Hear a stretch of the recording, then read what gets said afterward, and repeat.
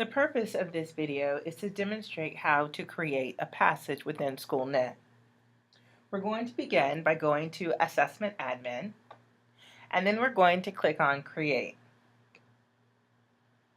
And then we're going to, under Items, create a passage. The title will be entered here, and this is the title that's going to display in the results whenever we're searching for a passage.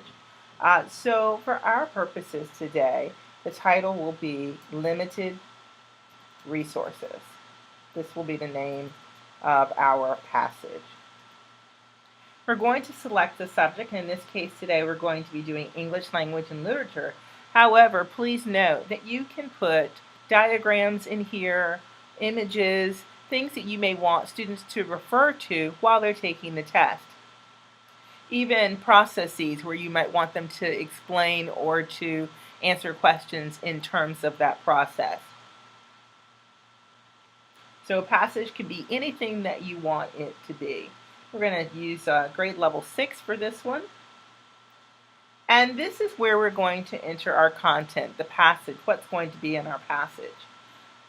I'm going to demonstrate how to actually paste from Word, because often we may have a document or something that we've written in Word and we want to make that a passage. So we're going to use the Paste from Word option. So I am going to go out into Word and get my passage and copy it. And then once I've done that, I'm going to come back to my passage content area, click on the Paste from Word, and then you'll get this dialog box.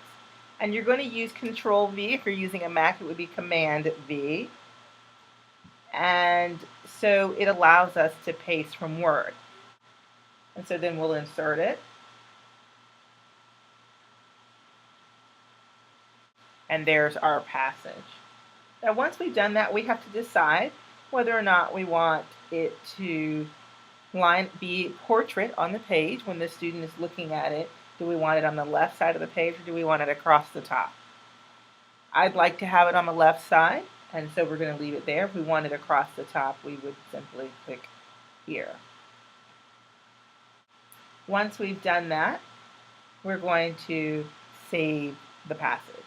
Now, before we save that passage, we could add an item, or we can do it after we've saved the passage. We can add other items to it.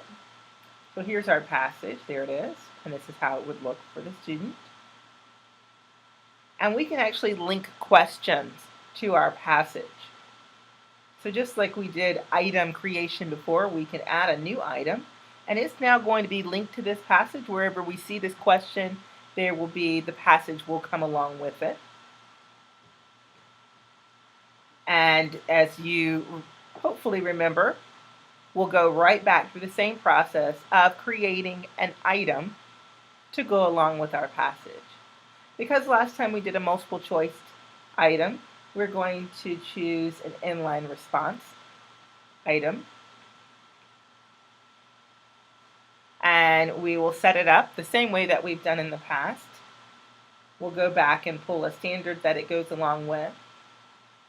And for the inline response, our question content goes here. And for the inline response, we would simply say, one example of a limited resource is, and then we insert our gap, which means it is non-renewable. When we insert a gap, we now have an opportunity to give some options that can fill that gap. So perhaps it may be coal, and we may want to choose another distractor, and then we might say trees, or something else of that nature. And once we've done that, we will say, save this. Now notice The passage is down below. This is the passage that it's linked to. It's the one that we just created. And we save it. Didn't save properly. Let's see why. We go back up to the steps to complete.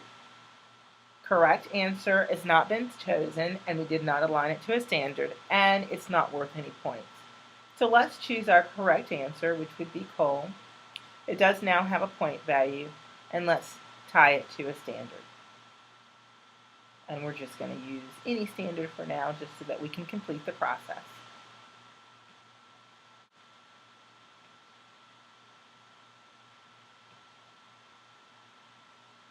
And then we'll say done. And let's try saving it, see if it saves properly. It does. It says it's completed. Now, one of the things that we can do with this is we can save and preview to see what it looks like in our how our students would see it on the screen if we were doing the test online. So this is what the test page would look like if our students were taking the test, and they would be able to use a highlighter to highlight certain things that are on the test, and then they would use the inline response to choose the appropriate answer.